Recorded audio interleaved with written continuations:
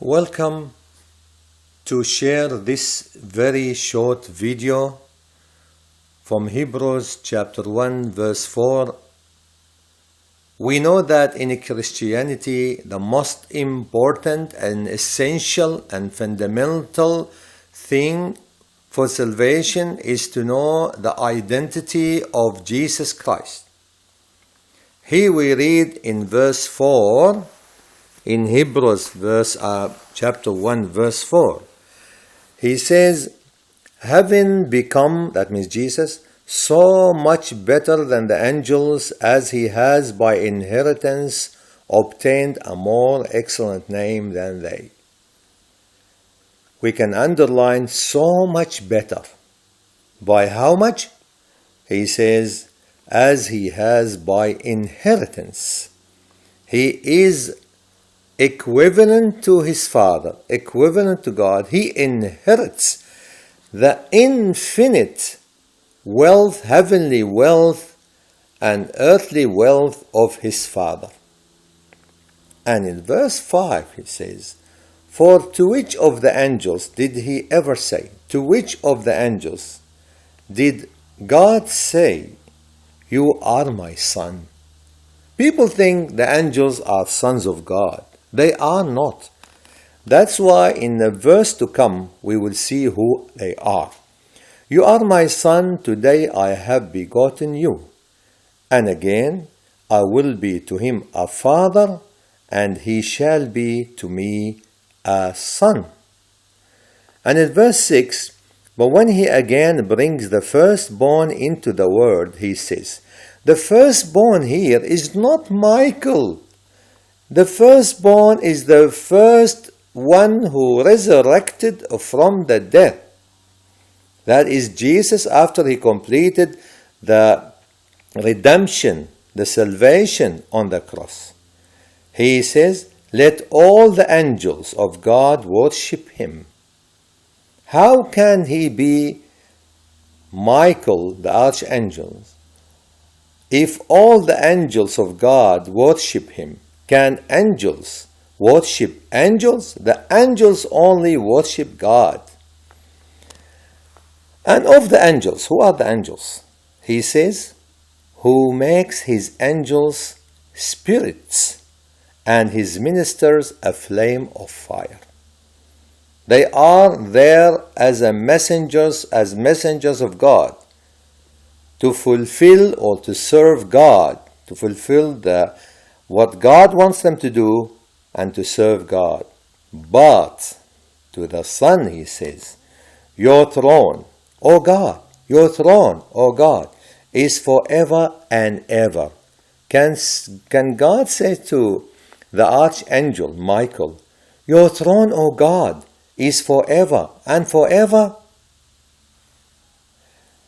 A scepter of righteousness is the scepter of your kingdom. The scepter is the scepter of the king and is a symbol of power. But this one, his scepter is the scepter of righteousness, not like the other kings. The scepter of your kingdom is the scepter of righteousness. You have loved righteousness and hated lawlessness. Therefore God, your God, has anointed you with the oil of gladness more than your companions.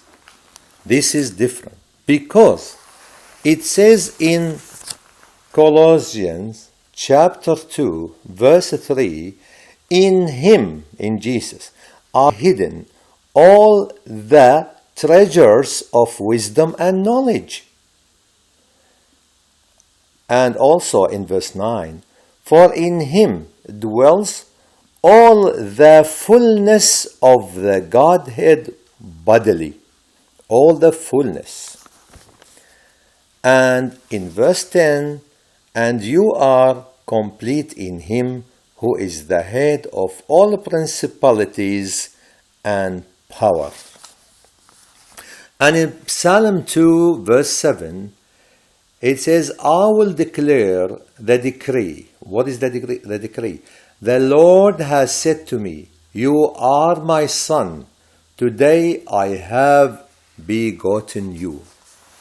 Now, if we continue to read verse 10, it says, you Lord,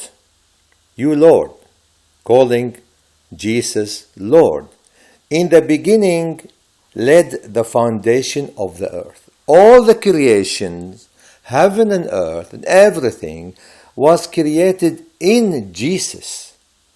Not through Jesus, all in Jesus. And the heavens are the work of your hands. They will perish. One day they will perish. But you remain. Who can remain forever except God? And they will all grow old like a garment. Like a cloak, you will fold them up, and they will be changed. But you are the same, and your years will not fail. That means forever.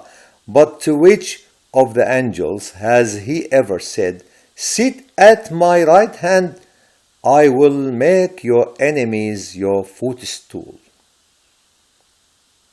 Are they not all ministering spirits, sent forth to minister for those who will inherit salvation? That is the idea. That is the plan of God.